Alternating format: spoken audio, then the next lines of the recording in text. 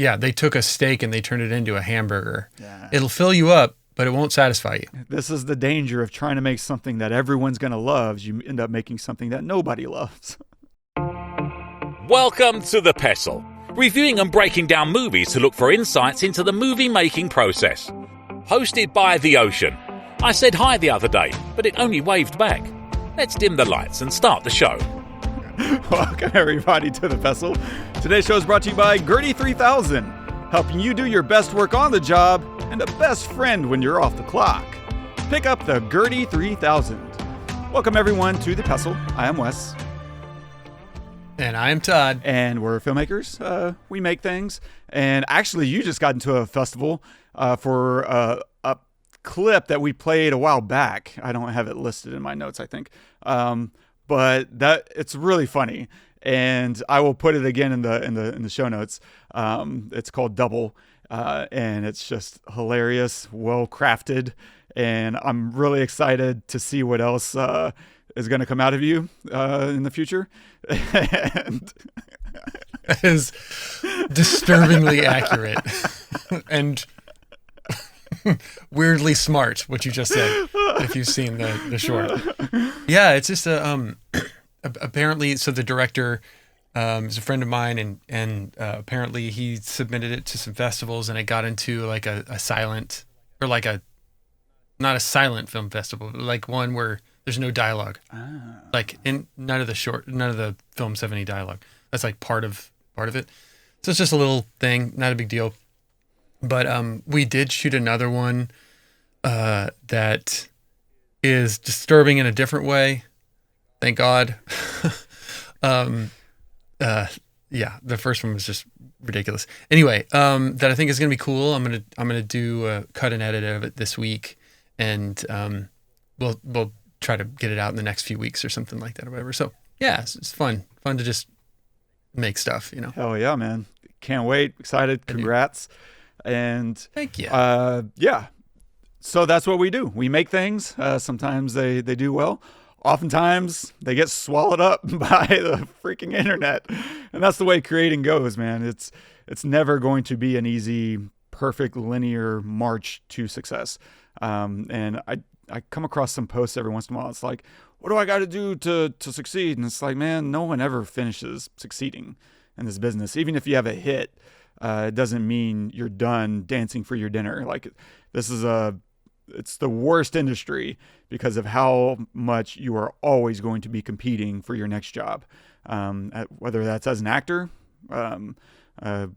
any side of the line that you're on, writer, director, you know, it's very rare that you come across someone who just gets to coast on their laurels. It's not very often. And so, yeah, all that to say, I guess, we do that in our regular day lives, and we have a little podcast where we like to discuss and talk shop and analyze films to see what they're doing. What can we steal? No, not really, but maybe. Yeah. Why not? Yeah. Yeah. With that in mind, man, what are we looking at today? What are we stealing? Yeah, today we are covering the new film that I think it just left theaters, but One Night Only with Monica Barbaro and Callum Turner. So if you haven't seen this film, please pause the episode, go watch it, because we're going to spoil all the things. Yeah, we'll dive into a handful of things, talk about some of the story and writing, talk about physical comedy, humor as a plot device, and I'll also discuss some of the things that are different between the script and the movie. As a screenwriter, I find it interesting whenever I can read a screenplay as it was originally written versus normally what happens is at the end of the year before award season, they'll submit like for your consideration all the screenplays that people are trying to get nominated and to have win. And those are usually polished up. Those aren't usually like the first draft that got someone's attention. And so this is a rare case where we get to see the script that caught everyone's attention on the Blacklist versus what actually got produced. And I guess I can touch on what is the Blacklist because there's two different Blacklists. And if you don't know what they are, it might be, I don't know, mildly interesting. So yeah, we'll talk about that, some of the cinematography, one of the things I saw them doing in the film, and other such stuff and things and stuff. And a quick synopsis of the film. Two New Yorkers search for love on the one night of the year when premarital sex is legal. It's directed by Will Gluck, written by Travis Braun, cinematography by Jarn Orbach. It's featuring Callum Turner as Owen, Monica Barbaro as Allie, Maya Hawke as Malika, and Charlie Gillespie as Ezra Strong. Oh my God, this is the best pizza I've ever had. Truly. I think it's better than sex. No, come on. I mean it. But I honestly don't remember. What's your favorite part? The cheese. No, of sex. The build-up. What? That's just a typical lady answer. What? It is. Oh, okay. What's yours? Boobs? Cowgirl? You like to jackhammer? Just... You're not gonna believe me, but it's about the after for me. It is. No. That moment after. You're laying there, two people, and it's like you're sharing a secret. It's never really about the sex. It's kind of a good answer. You were incredible at the party tonight. No one was listening. I was. Dude, so I feel like neither one of us are the ideal target for a rom-com, a romantic comedy, a chick flick, a movie of two people falling in love and laughs. I feel like we're not the real target audience for this, and so maybe that's worth pointing out. I don't know what you're going to say. We haven't discussed how each other feels about this movie. But before we get into it, I feel like that's worth noting. So yeah, with that in mind, what did you think, one, going into this, and maybe just your general feelings on rom-coms in case I misspoke there? No, you didn't misspeak. Yeah, so I think you're totally right. Like, we're not necessarily the right demographic for this, I would say, but I love going to the movies, so it was a good excuse to go to the movies, and I think that I'll get to what I thought about performances and stuff here. So a couple of things that worked, right? We'll say things that worked and things that I think maybe didn't, and this is obviously all for me. But so things I liked. I liked Monica Barbaro and Callum Turner. I liked their chemistry. I think that their performances were better than the material. I feel like they brought a lot of life into it. I think that Barbaro is a great actor. Callum Turner, I think, is a great actor too, but I just don't really like. I'm not like I haven't been in love with his performances. Like I would, not his performances, with his roles. I'll say, like, I think he's better than the roles he's playing. At least that I've seen him in. Except maybe he was in Challengers, right? Yeah, I was about to say Challengers might be the one exception on that, but yeah. No, that is what I think he should be doing more of. Yeah. Is like that more serious stuff. Anyway, but I think that he and Monica are have this really good chemistry on scene, and I think the whole time you're just like, what are you doing? Go be with each other. And that's a good thing to feel. Like, that's what I think the movie wants you to feel. Is like, stop fooling around. Go here. And I'll get to what I think about that here in a minute. But I think that one thing I liked is that the obstacles. I liked that there were. I liked the creativity of the obstacles keeping them apart, right?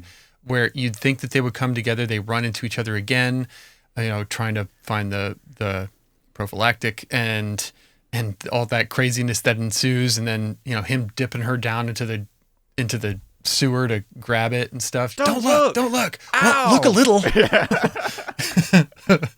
I think some of it was really funny, and I was entertained, and it was unexpected. They were in situations where you're like, oh, this is going to go down with this person. How are they going to get out of this? Or how are they going to get the character out of this, the writer?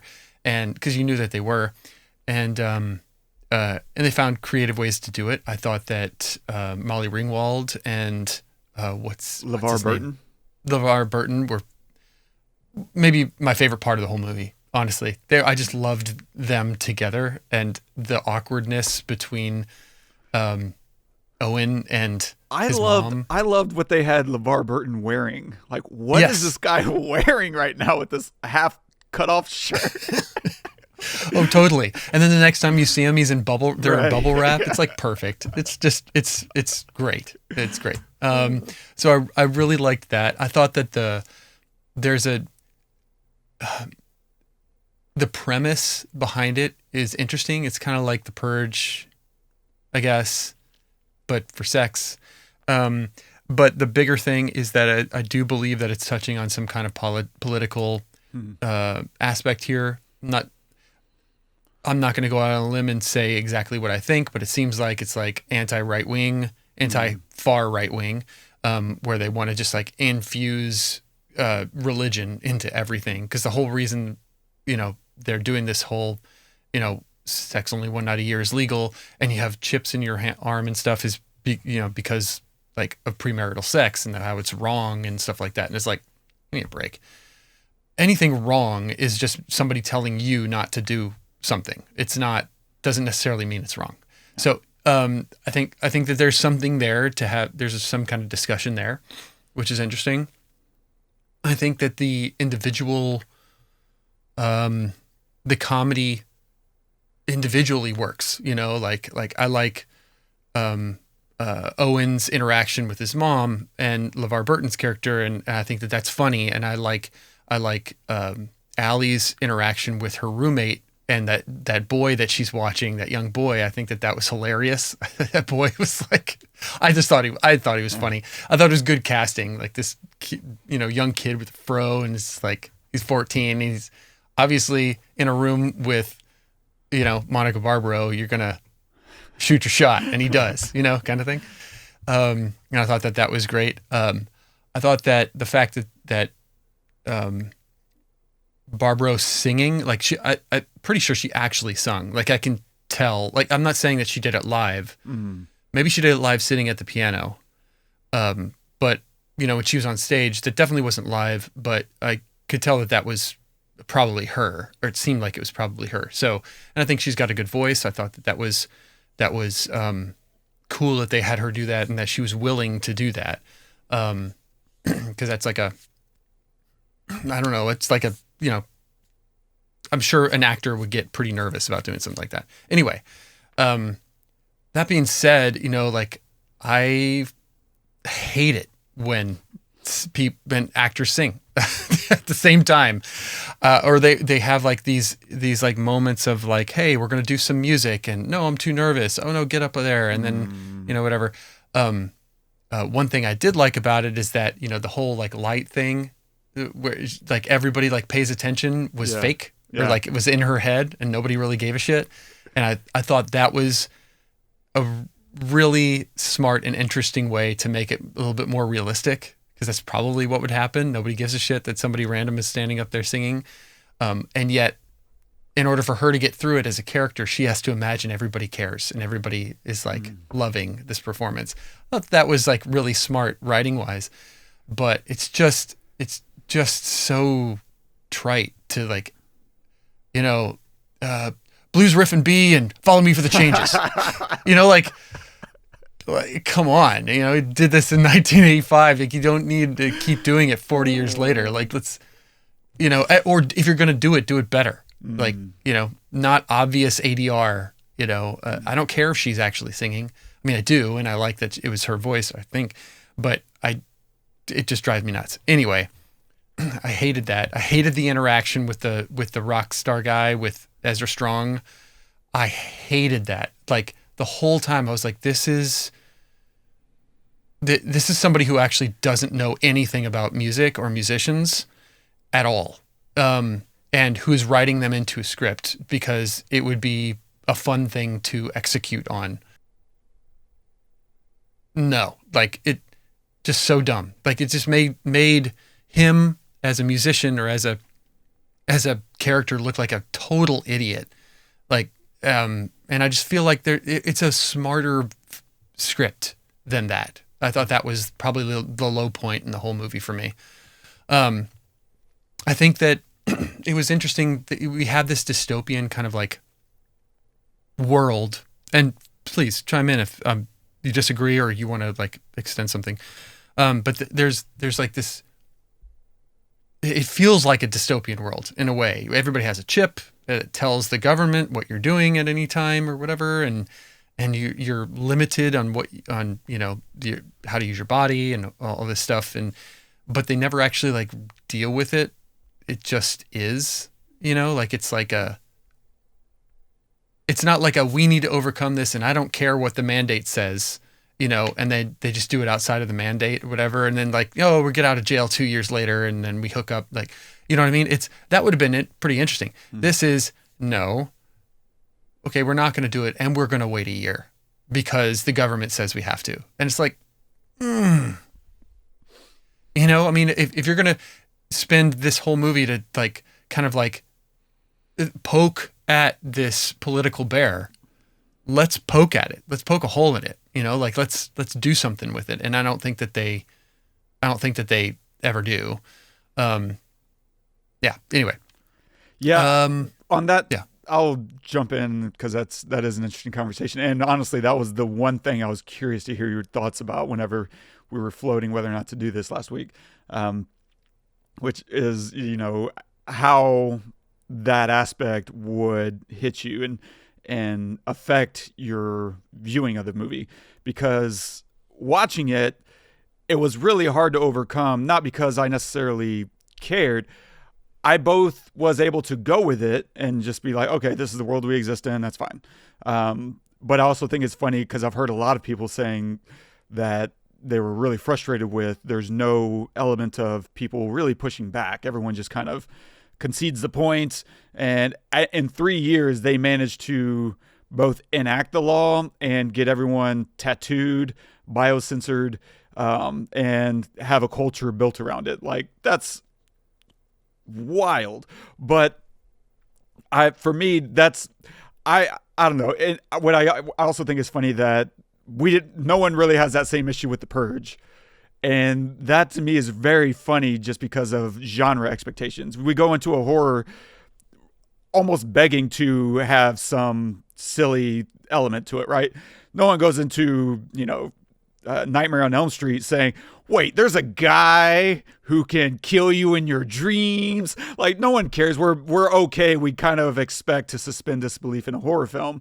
Whereas we go into a rom-com and suddenly it's like, wait, how does this work? And it's this reality, though, that we as an audience have going into something like this that's more grounded in the real world. Love, right, is very universal. And so you're dealing with, I don't know, something closer to reality. But I still was able to go in being like, all right, that's the world. Cool. And we're looking at people who don't really care about the political aspect of it. I mean, they frown on it, and there's a couple of times when they do frown on it in the movie, but they also just move on. That wasn't what rubbed me wrong. I just was getting really frustrated with all the workarounds, like all the technical aspects of, wait, yeah, but can you just leave the country and go bang it out somewhere else? Like, would I just leave America? At that point, I can't imagine I would stay in America. Oh, no. That would be a pretty big crossing line. But then you're also conceding your country. I don't know. But there's all these, like, what other kinds of sex? Is it just P and V, or is, hand stuff out of the question? Is mouth stuff? Like, how are we? And so there was that whole element of me trying to watch the movie while also looking for answers or having all these questions. And I think in the script, they get to the tattoo a lot faster because the first thing, you don't even know there is a tattoo or a biosensor. And they kind of delay letting you in on that for, I don't know, it seems like a little bit. Whereas in the script, I think they got to it in like the first 8 pages. And in the movie, it felt longer. Maybe it wasn't, but it just felt longer before they started telling you how it operates. Yeah, there's a biosensor, and they'll know. And okay, the technology is crazy. Cool, I can live with that. The other stuff still presents an issue, but I had to kind of keep squishing that down as I'm like trying to watch two hot people not fall in love. Yet, was any of that kind of stuff floating around in your head? Like, wait, can you leave the country? Oh yeah, yeah. Oh yeah. I had all of those questions. Like, they're not going to do anything for a year. Like, this dude is sitting here like, oh, I don't want to make it about that. Huh.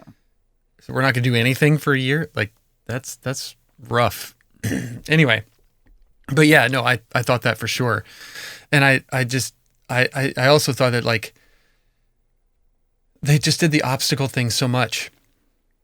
I thought that they were creative at first, and then it was just like kept happening. Like, there's so many obstacles. Like, it was just too long for me. Like, they could have cut 15, maybe 20 minutes out, and it would have been better, honestly, because it was obvious. Like, I knew what was going to happen. I didn't know how it was going to happen, but I knew they were going to eventually get together, and everybody does in a rom-com. Everybody knows that. So how are you going to subvert the expectation a little bit? And I don't think that they did that. And I was totally confused about the biosensor thing.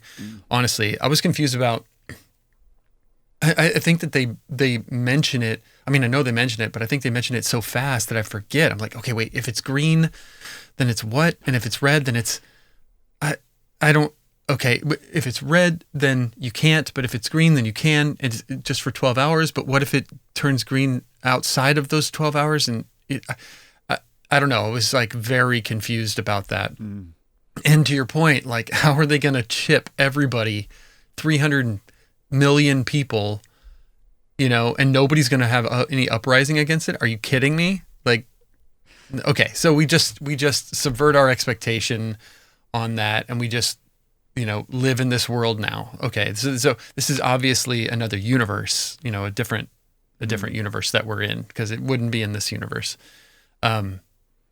Yeah, so yeah, there was the whole repeating obstacle thing that just kind of like annoyed me. But the biggest thing that was the problem for me was that I don't think that there's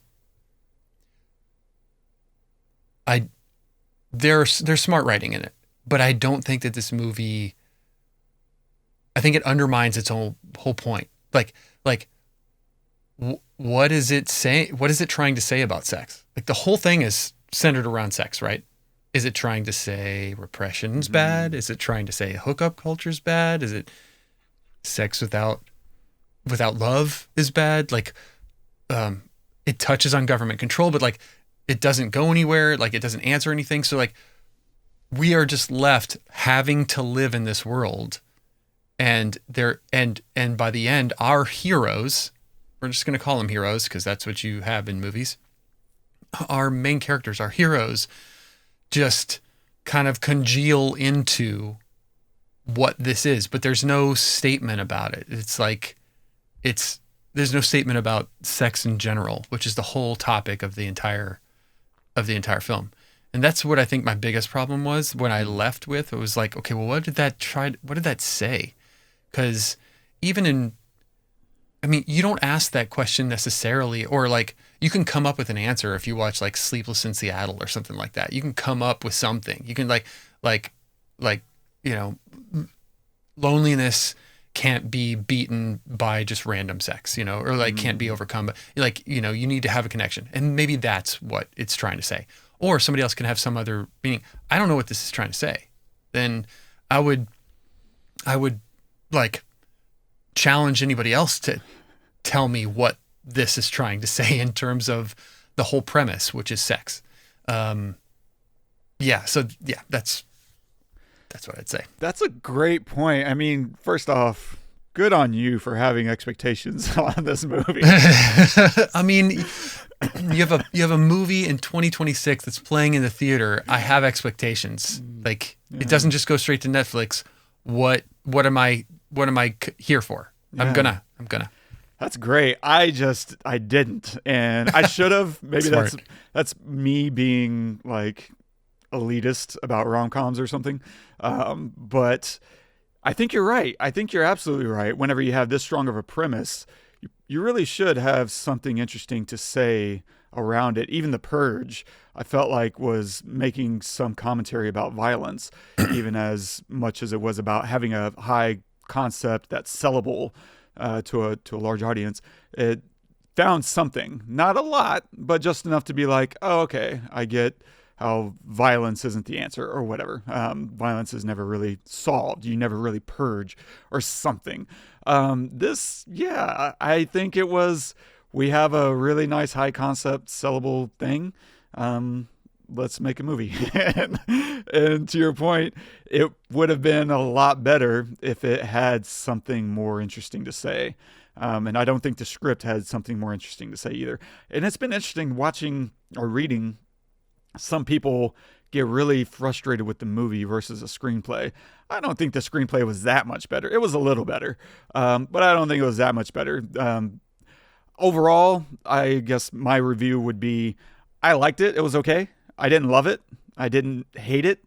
The things that I did like were the things you mentioned, were half the things you mentioned. You liked some more things than I did, which is great. I wish I could have liked those things. But for me, it was the connection. I thought they were both charming. Barbaro and Turner are, great chemistry, super charming. Every time the jokes went away and it was just them on screen together, or really Monica Barbaro on screen at any point, was just an absolute delight. Callum Turner was always a delight. Maybe not always the connections that he had, though. I didn't think he had chemistry with everyone. Like the woman he took home to his parents' house, which he's surprised his parents are at their, his mom is at her house. That made no sense. Like, none at all. Like, what? Yeah. No. Like, find a hotel room or something. Like, what are you doing? Literally a city filled with hotels. So that was weird, but I thought he was great the whole time. I just didn't think he always had chemistry with his scene partners. Whereas him and Barbaro, and every time Barbaro was on screen, was just, sizzling. And not just because of that dress, although also because of that dress. But that always worked for me. The charm was always absolutely there. The comedy rarely worked for me. That moment you were talking about with her being dipped down was really funny. It was, part of it was her timing, but also that was just a really nicely written scene where, like, you better not be looking, ow, look a little. Was just, that's great writing. It's great acting. That just really worked. But most of the humor, I don't know, man. I hated the kid. For me, that didn't work. It just felt old hat to me. A lot of the humor did. Like, this is a lot of physical comedy along with jokes for their own sake. Jokes that don't really fit the characters, but it works as a good joke. Or so they would want you to think. Right? Like the mannequin, stealing a mannequin and running down the street with it, and people are chasing behind them and they hit a parked car and ha ha ha. Running naked is funny. He has to break in because the key isn't under the pot, and so he has to, fall into. Like, I get all that stuff, and that's what people, I guess, expect out of a rom-com. I don't think you have to provide that stuff, though. I think you can find plenty of humor that works in the writing instead of just making it work physically, which is what most of that is. But something that was written that wasn't physical, that I was just like, I don't know. A lot of the montage humor, I don't know. I think the montage gags are just kind of old hat for me now. I just don't think that stuff is funny, where we're watching an endless string of bad dates, right? Where she's at the bar and she's just talking to guys and they're all dumb, and you have the magician who's pulling cards out of her butt and all that kind of stuff. I just don't find that stuff very funny to me. Me either. And it also makes guys look like total meatheads all the time. And I'm not saying that they're not, but like, is that the premise around, like, every guy sucks except the one guy who we want to like as the person in the movie? Like, there's the one guy who sits down at the piano who turns out to be, a criminal. Like, really? Like, not every guy is like that. You don't have to drive into your, the expectation of, like, everybody's bad except for this one guy. Yeah. And so there's this joke that they have her say during one of those montage sequences where she's talking to the guy from Succession, who I really like that guy. He is amusing to me. Every time you see one of those tattoos, that's 5 Bortles in my pocket. I'm like, what are you saying? He's such a Oh yeah, because it's like Bitcoin or Bortles, like whatever. I love it. That's good. But then he starts talking about this new technology, and she makes this wisecrack about, correct me if I'm wrong, but couldn't that actually cure Parkinson's disease? Like, what do I care? There's no money in that. Curing people. And I'm just like, I get that she's making that's humor for its own sake. Her saying and making an observation about medicine that could cure a disease, and he's worried about making, money off of sex. I don't know. I just don't. Those are the little things that you can get away with in a rom-com because people don't expect everything to be accurate. Whereas I think if you write something, to me, that's a good case of kill your darlings. You wrote a funny line, but it doesn't serve your story. And I think that's how you get the sum to be more than the sum of the parts, right? The whole is more than the sum of the parts. I think that's one of those ways that you get that is by eliminating something like that breaks her character. Like, just because she does jingles for, all these medicines doesn't mean she actually knows anything about the medicine. Like, she's a singer. And so that's just, and it's death by 1,000 cuts. That's how these things, fall apart. And that's also how you get something that adds up to something more thematically interesting, is by figuring out what's working on theme and what isn't, eliminate the things that aren't, and double down on the things that are. And that goes back to your point about getting to the end of this film and like, why did we just do this? And I think that's absolutely right. You should be looking at this on a plot level and saying thematically, what are we saying about the world, or what could we be saying about the world through this concept? And then work out from there. And certain things start to become obvious of things you need to explore and things you need to explain, maybe avoid, etc. But I want to say something that I did like about this, and I think it's something you were just talking about at the start of your review, which is the humor. And this isn't technically accurate, but I think it's the best way I could sum it up, is humor as a plot device. I really like the way they use sincere moments of charm and connection to build rapport, right? And then the way they use comedy to tear it down and to break it up, right? And so we have a meet cute on the sidewalk. Could this be love? And then he vomits. No love here. We have a nice moment on the piano. He's a fugitive and he's broken the law, and we watch everyone run around naked. Har, har, har. But I like that it also, that little sequence answers a curiosity we have about what happens if you break the law. So that's nice as far as exposition goes. But I like how, I think the thing that I really loved was, I love the idea of using these sincere moments to build up a connection that threatens our hero's obvious, pairing. And they use comedy to restore that possibility of them getting together. Right. And that's really cool. That's like you said earlier, like, how are they going to get us out of this? Like, this connection seems real. Like the piano guy seems real. And this is someone that she vibes with. He's checking a lot of the boxes, and it also feels organic. Like, this is good stuff. Oh, now they're wrestling over the money and the condom, and there's this whole thing. There's kind of a connection there, but yeah, she's gotta see what this other guy's got going on. And they use comedy in order to break it up. And they do that over, and that's their technique again and again and again. We're gonna have something really interesting and sexy and romantic, and then we're gonna undercut it with humor. And that's perfect. It cuts the tension. My problem with that, of course, is the humor that they're using is just blunt. And to me, it's lacking wit, and it's stale and tropey, right? Comedy is all about timing and finding a fresh take on old ideas. And this is just wall-to-wall bad timing and rancid takes on burnt-out old ideas. And I've touched on the ones that don't work for me, the montage humor and a raunchy kid who's saying things way above his pay grade. And a lot of people, that obviously works, and that's cool. I just feel like if you want humor to really work, on the page, it should, I don't know, maybe do some more lifting and subverting a setup.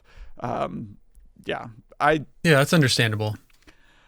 I think the interesting thing, and maybe this is what you'll find interesting, is looking at what the script was doing versus what the movie ended up doing. And I guess to start this script became the top number one on the Blacklist. So the Blacklist, there's two different Blacklists whenever you hear people talk about this thing.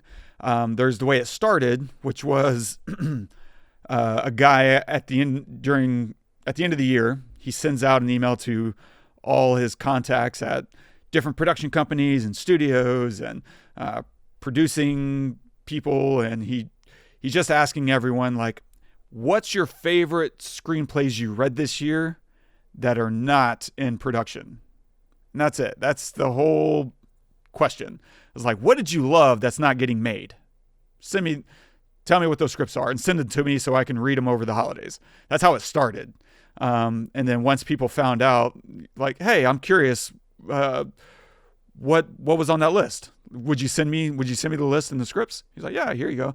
And just more and more people kept requesting, hey, can you send me that list? That it became known as the Blacklist. And now it's become this famous thing because what he did was he accumulated all that information and made a tally and said, whoa, some of these scripts are showing up in a lot of people's little list here. It's not like they're all talking to each other like, what are you recommending? No one knows this at the beginning, right? No one knows this is even a thing. And so it's just, hey, send me what you liked. That's not getting made. Cool. 50 people really liked this script. 65 people really liked One Night Only, or whatever the number ended up being. And so for 2024, when he put together the Blacklist, One Night Only was the top of that list. The other Blacklist is like a paid coverage site, effectively, where you pay them like $100. They'll read your script and they'll give it a rating of from 1 to 10. 10, they cried, they told their mother about it, and they're going to quit their job if you don't produce it, right? It's unattainable. There are almost no 10s. But if you get like an 8 or a 9 or a 10, you get recommended to a select group of producers or whatever. And if you get anything under that, cool, try again or whatever. It's basically playing the lottery. It's like, maybe this could help my career, maybe it won't. But it's all subjective, and it's absolutely no consistent objective ratings. I've read people who send their script in for multiple ratings, and one guy is like, my script got a 4. The exact same script also got an 8. Now, if that happens, there's other stuff that goes with that. But anyway, so those are the two Blacklists. One is a paid coverage site, and the other is just an accumulation of scripts that people really like throughout the year. One Night Only topped 2024. People loved it. I actually downloaded it, and I just never got to reading it. I started reading it, and I got through like the first 2 pages, which is basically like the opening of Sex is Outlawed, except for one night a year. That was as far as I got. Then I watched the movie, and I was like, okay, I'll finally sit down and read this thing. So I read the script, and it's fine. Like, I think people built it up in their heads way too much, because the characters are still very boilerplate. There isn't any character on the page. I'm sorry if that like hurts someone's feelings or something, but there really isn't anything to these characters. Certainly nothing more than what you see in the movie. They're fine, but I don't find myself reading the script rooting for them to get together. And the movie actually did a better job of creating a little bit more chemistry. In the script, it's basically like time freezes. There's a vibe. And then we rewind to see how Allie gets there. And then he vomits on her. Like, there's no dialogue there. Whereas in the film, there's a whole vibe. Yeah. They're also making plans to hook up, right? Like, oh, are you seeing anyone? No. Well, what do you think about us? Like, yeah, okay. Blah. And then he throws up. So they built up some level of expectation, like they're making plans. There's a little bit more in the movie than there is in the script, for instance. The kid is still there, and he's still, making the same jokes, of course. But there are a couple of things they do better in the script, or he does, Travis Braun does a lot better in the script, which is, I think their dreams play better in the script. In the movie, he's already got his pizza store. She's a pretty successful singer. She's making jingles or whatever, but she's making a living doing her dream. In the script, he doesn't have his own pizza shop. He just works there, and they use a lot of his recipes. And that's like a bragging right to him and something that he's excited to share with her. But he's got something he's working towards. And she, I don't think she's a singer at all. She's something else. She's like, I forget what it is. She's like a theater dancer or maybe an actor or something like that. But she and the guy that she's in love with or wants to really meet in the script is a writer. He's a playwright. And he's older. He's this older, distinguished, well-doing playwright, and he ends up like, I think, dying or having a heart attack. And it's got the same kind of humor, the same physical comedy.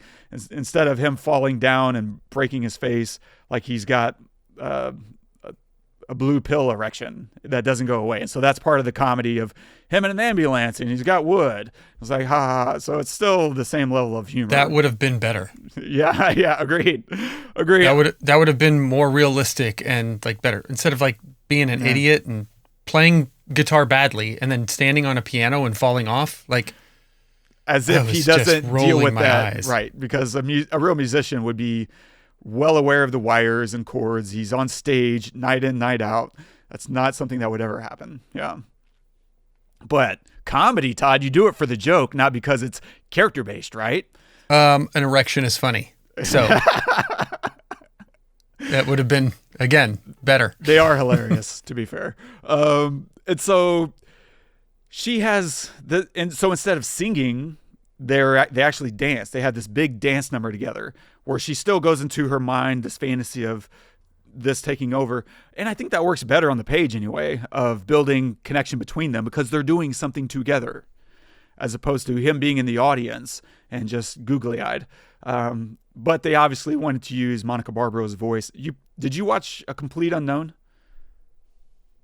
I did. I started it, but I didn't finish it. So she's in there. She's Joan Baez. Oh, okay, cool. I'll watch it. Yeah.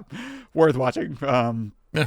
And so, I think they just wanted to use her voice and you rewrite it to take advantage of the actor's skill set. That's exactly. Yeah. Right. Because she's a good singer. Like she did a great job.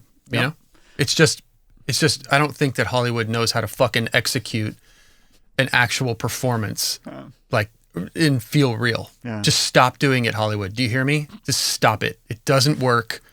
I don't care how good of a singer the actor is, unless it's like Lady Gaga. You know what I mean?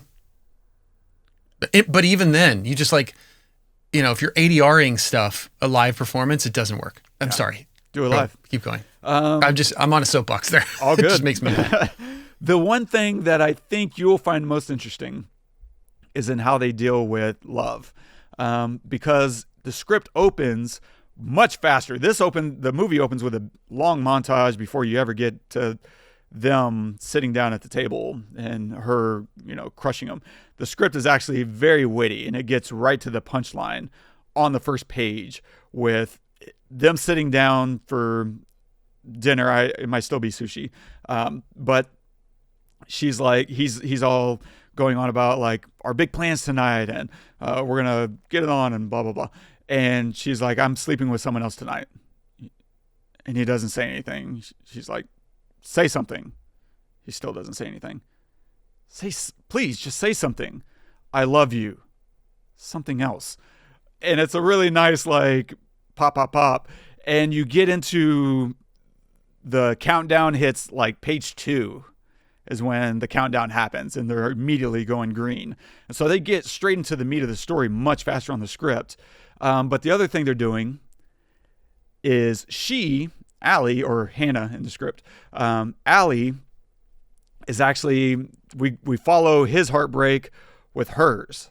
And she's dreaming about that same guy we see at the bar, except they build it out way more in the script. Instead of just, she arrives at this bar and imagines this guy sitting and they talk, and then 10 seconds later, they break it up as a fantasy. No. And the script, we spend a lot more time with them together. And she's actually having to fight her way across town to get to, they said they would meet on this bench, and she's got to get there. And she's fighting her boss, and she's paying off taxi drivers, and she's really fighting for this love. And she gets there, and he's not there. Heartbreak. This is what she wanted, the guy she's been waiting and pining for all year. She had a game plan. That's the other thing that bothered me watching the movie was, didn't she have a game plan? You don't wait until the day of to make an arrangement. You have someone going in. And she did. In the script, she did have someone going in. And he was supposed to be there. They made plans. And they get there, and it's kind of this before sunrise kind of thing where, they didn't exchange information, and she's there, and where is he? And he's not there, and she's heartbroken. And then you get to the end of the script, and she just did that. And I love the pizza store scene is so good. Even in the movie, it's so good because she makes a choice to let him go, which is great. She imagines what she wants. They're banging in the back and all over the place. In the script, they're banging all over the pizza shop. In the movie, it's just one spot. They're in the back, which is fine. But I like it in the script more. It's more fun. It's more in her head, right? It's more romantic and idealized, which plays much stronger to her fantasy. And then, she tells him, answer it, and he does, and she goes home a sad sack.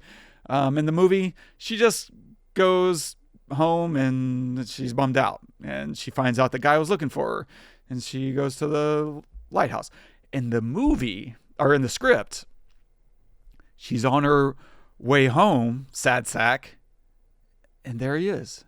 He's on the bench, and they meet, and both characters go be with the person they started the movie trying to be with. He actually goes and has sex with his girlfriend. She runs off and has sex with the dude Sebastian, this guy that she had been pining for. And they both realize this isn't the connection that they actually want. This isn't what they wanted. And so the script ends way more ambiguous. Instead of 1 year later and they're about to get it on, instead it ends with them bumping into each other where they originally met, which was they meet at a coffee stand. They get a coffee, and he sees her like, "Oh, hey, how'd your night go?" "It was good. How was yours?" "It was okay. It was good. It was okay." And they're playing off how things didn't really work out. What are you doing next year? What are you doing tomorrow? Cut. God damn. What happened? Hollywood happened. That is terrible. Yeah. I cannot believe that they ruined. That is such a great story. Yeah. That's a story where we would be sitting here being like, man, have you seen this movie? This is fantastic. Yes, it's in a fantastical universe where this is happening and, this whole one night, whatever. But the way that they handle, so good. Yeah. It's more interesting. It pulls you in. It lets these characters get the thing that they thought they wanted before realizing that isn't what they wanted at all. Yeah. God. Listen, just Suits thinking that something will sell more is the problem. I imagine it's Will Gluck, so that's the director, because he had a huge success with Anyone But You. Anyone But You, yeah. Yeah, a few years ago. I didn't realize it made that much money. It made over $220 million internationally, which is bonkers for a rom-com. Yeah, and for a bad one at that, that was not a good movie. I did not see it. I knew it was bad. And it all had to do that had to be the drama around Sydney Sweeney and Glenn Powell, and one of them was engaged or had a girlfriend. I don't know. There was something around it. I literally don't care about any of that stuff. I care about a movie, and that's about where my care ends. But I assume his sensibilities lean towards physical comedy and bigger punchlines and more satisfying endings, right? Like the ending in the script is actually more satisfying on an emotional level. But it's not the money, right? We want to see people do it and get together. We want the kiss, and it doesn't give you the kiss. It gives you the script gives you something else that's more thoughtful. And the movie just says, yeah, to your point, what's going to sell more? What's going to make people, all fuzzy and a good final note? I don't know. That's debatable. It is. It like, is. I don't know. I would say that I don't think that I'm the only one that would think that it would have been better to do it like the script. I feel like most people want real and want painful real. Like, I mean, you make it painful the whole movie, by they're close to each other and yet stuff tears them apart, like constantly. Like that's the whole movie. The whole movie is them like coming together and then getting torn apart again, coming together, getting torn apart again. So why not also make the ending painful? Like, but then because, in reality, that kind of stuff happens. But then, in the end, it's kind of like the spinning top. Like they, what are you doing? What are you doing tomorrow? That's such a great line. What are you doing next year? What are you doing tomorrow? Like, God dang. Because the whole thing is about one day. Yeah. Or one night really. Yeah. But like, what are you doing tomorrow? Like, perfect. That's perfect, man. That I want to see that movie. Yeah, same. Yeah. But I don't know. I think that's also the problem with rom-coms is there's a playbook that they tend to run. You don't have to run it. And yet people do because they think this is what's going to bring them success. And I don't know, maybe we'll circle back to that. But I mean, why do they think that? Because of like old rom-coms, like, you got Mail and City of Angels and all that, whatever. It's this slow game of how to hedge your bets. It's like, what could turn an audience off? What could turn an audience off? It's not even, is this absolutely going to be a turn off? No. Like if the script said, and then Allie gets her leg amputated because she fell down into the sewer and broke it. Like that's going to turn audiences off. You should probably change that. Right. But saying, but they don't have sex at the end. It's a movie about having sex and the main characters don't have sex at the end. What are you, an idiot? You're like, no. We're going for emotional resonance. Idiot. Like, they just see the high level promise of two people having sex on a given night. And they think you're not executing on your premise when in reality, you're executing at a higher level of, yes, we're talking about connection. This night is about sex, but what they have is connection. And that's something else. It's hard to justify to a bunch of financiers. Well, and you're actually, one of my problems was that it doesn't answer the question. Like it like addresses the thing of sex. Like is it bad to have premarital? Is it bad to hold it in? Whatever. And you don't really address that. But even like with that kind of ending, you kind of address it by saying it's not about it. Yep. It's not like I'm addressing the issue that we're talking about of is sex without love empty? Is government control of it bad? Is hookup culture bad? I'm addressing it by saying it's not even about it. Yeah. Like what this is about something deeper, a connection that two people have, as opposed to just like doing it. That is, now you're answering the question, that your premise that you're starting with, and it. Yeah. Because maybe it doesn't sell. Maybe. Yeah, maybe because to your point, like it does address how sex can get in the way of that. This whole night is about finding the right person, the perfect person to have sex with, and that got in the way of them connecting. If that hadn't been their driving force for that night, they actually would have ended up together much sooner and having sex that night. But the goal got in the way of what their hearts actually desired. And that's somewhat, it's all of that's more interesting, a more interesting conversation at least. But that's what we have. There is one thing the movie did that I did like, which was this line of dialogue whenever they do finally get together and he tells her, I don't know, it might be outside the lighthouse or inside it, but he says, I shouldn't have left. She says, I shouldn't have let you. I appreciated that so much because I think it's too easy to pin this on him. And I like that they're giving equal weight. Like, they both messed up. She should have been more proactive in her desires. And she wasn't. She does bear half the responsibility of them not getting together. She screwed that up because he was clearly looking for her to say something and she didn't. And so he left because he had been begging her half the night to hook up, and she was just left and right, Yeah.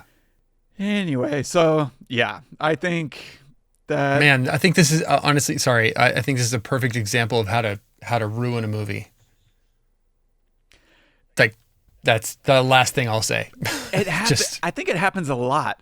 I mean, listen, if you ask any screenwriter that gets their work produced without failure, 100% of them will be like, it would have been better if they would have done what was in the script. Yeah. I guarantee that's not even always true, but every writer believes the script was always going to be better but it's probably true more often than not because of this exact reason. Writers tend to care about things like theme and emotional resonance, and that's more subtle and nuanced. That isn't always, necessarily screen friendly. No, that's not always the case. If you ask the writer of Alien, he'll tell you that the script was better than the movie, and he's wrong. The rewrites made that script better. But the writers do tend to care. Every week I'm in here talking about theme and why it's so important. This is why it's so important. Is if you're not executing on it, you're probably missing something in the plot. I think they're connected. I don't think theme is separate from plot. I think they're intertwined, and the things that you want to pop out in your theme need to be reflected in the plot as it unfolds. And this is a case in point. Like, they avoided the plot elements that would have underscored the theme, and therefore they lost the theme altogether. Yeah, they took a steak and they turned it into a hamburger. Yeah. It'll fill you up, but it won't satisfy you. That's exactly it. Yeah. Like, that sounds like the script was much better, honestly. So, anyway, yeah. What final thoughts? Anyway, that's it. Okay. The steak to hamburger thing. I just thought of that and I was like, I'll roll with it. Gonna end it with that. Like, yeah, I think it was delicious at times, but it was just like, when you're done eating like a Big Mac or something, you're like, oh man, that was delicious. Ugh, man. Ugh. You just kind of like feel gross. And that's kind of how I felt about this. Yeah. And it's such a shame because, it sounds like the script was fantastic. Monica Barbaro and Callum Turner were great. They had really great chemistry. I thought Maya Hawke was like, why? Why would she be in this? Like, she's barely had any part at all. I think she should have had a bigger part. Not necessarily in this movie, like in a different movie. Like, have somebody else, So yeah, and obviously the mom and like, I think the acting was great. It's just didn't give me what I wanted story-wise at the end. Yeah, agreed. Yeah. What are you going to recommend this week? This week I am, so I just got back from Liverpool. I was there for a week for work and did all the Beatles things. I saw their houses growing up. I went to the Cavern Club where they used to play 10 hours a day for like 2 straight years. I went to the bar where they decided to go play the Ed Sullivan Show, and they have plaques up where they were. I drank a pint in the oldest pub in Liverpool, 1723. I did all the stuff. It was just so wonderful. Wow. So I'm going to recommend a Beatles album. I'm going to recommend the White Album because I think that while they have so many great records, I think that is a culmination of all four of them. I mean, people say all the time, they have their favorite Beatle, and I have my favorite Beatle. I like Paul. But in all honesty, I don't think there is one, because without George, there would be no Paul. Without Paul, there would be no Ringo. Without all four of them, not one of them would be as good as they are. You wouldn't have Imagine, if it wasn't for the Beatles being together and then breaking up. It needed to happen in order for that stuff to come about. So, but anyway, they did everything first. They were a heavy metal band, they were a boy band, they were pop, they were rock. They did all of it first. Wow. And it's so funny because it's okay to say that you don't like the Beatles, and it's totally fine for everybody to say that, because it's not like the most amazing music now. I like I like Radiohead, I like Sleep Token, I like Sigur Rós. But they only came about because of the Beatles. I'm telling you, they did everything first. And so I just respect them a lot. And this album is, it's got a lot of George in it, which not every album does. And I think that George has something deeper to say.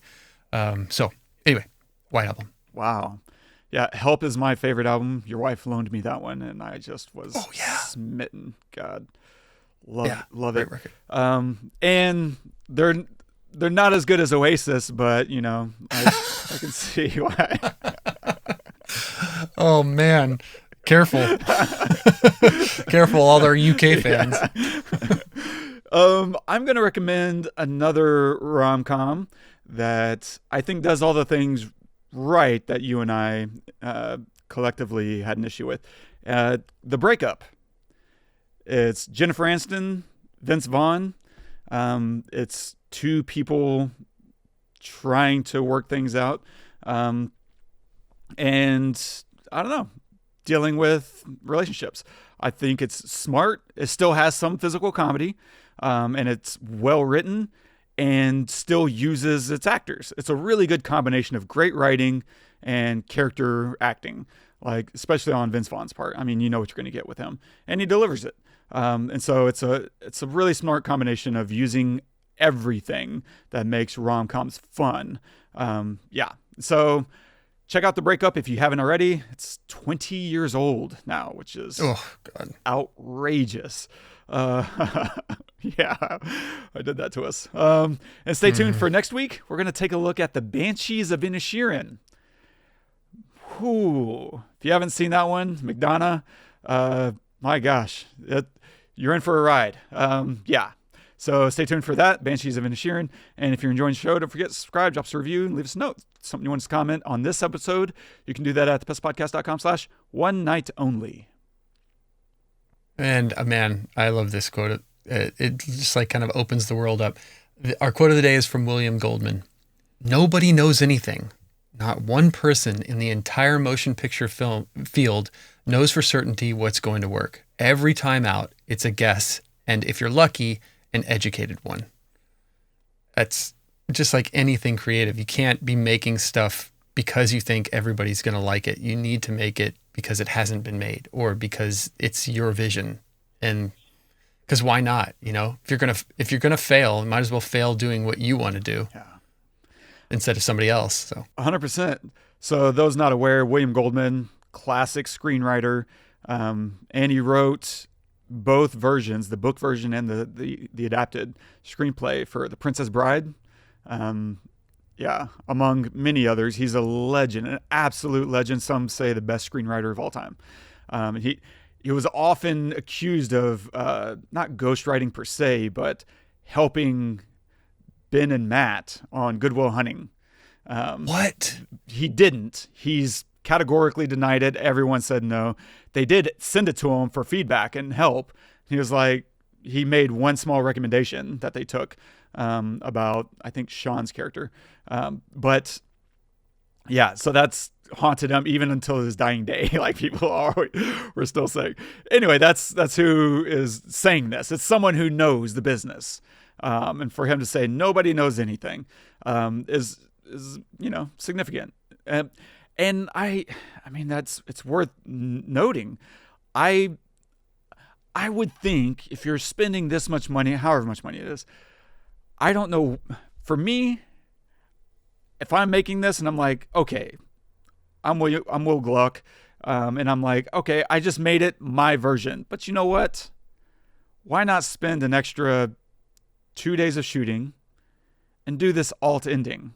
We'll do another ending that shows them getting together with their crushes, and we just do the script ending. And then one of two things can happen. One, you can just test it, and maybe they did. Maybe they did screen test it. Maybe they did exactly what I'm saying. But then maybe you can do a re-release that says, here's the alt ending release, and you release that on streaming, and maybe they will. But, I mean, I don't expect that they did any of this that I'm saying. But I don't know why you couldn't do that in today's landscape. That would drive renewed interest. You'd have suddenly a new way to drive revenue, maybe on rentals before you release it on a streamer. Just be like, hey, we'll do a re-release on rentals with the new alt ending, and that'll drum up a whole new line. Because this was such a big deal on the Blacklist, I feel like there's some interesting, press that you could get out of it that's basically free money at a certain point. Anyway, but as far as the quote itself goes, these guys, they took a shot and they said, here's what makes rom-coms work. You do funny, you give the audience what they want, and then everyone's happy. But the problem is when you do that, you gave them what they expected. Everyone went home with what they expected, and therefore no reason to talk about it and no reason to feel anything new. Like you could have showed up to the Hallmark Channel and watched one of their, dime a dozen rom-coms. Yep. That's all you did, is you just gave it a fun purge twist, and you gave no one a reason to really discuss this in an interesting way. Instead, all of it's negative. Everything I've seen has been like, why would anyone everyone's just rejecting the premise. Yeah. Which is funny, but whatever. Which is fine, but to your point, which you just made, nobody would talk about it because they expected what happened. And imagine if the ending, they hook up with other people and not each other. That's the end. They physically hook up. I would feel undermined. Yeah. I would feel like, wait a minute, that's not supposed to happen, And whether I liked it or not, I would feel something, and we would have something to talk about, and we would feel the same way that they felt after having sex with someone that they didn't love. Yes. We would be unfulfilled. And therefore, not just that, but we would feel like cheated on. Yes.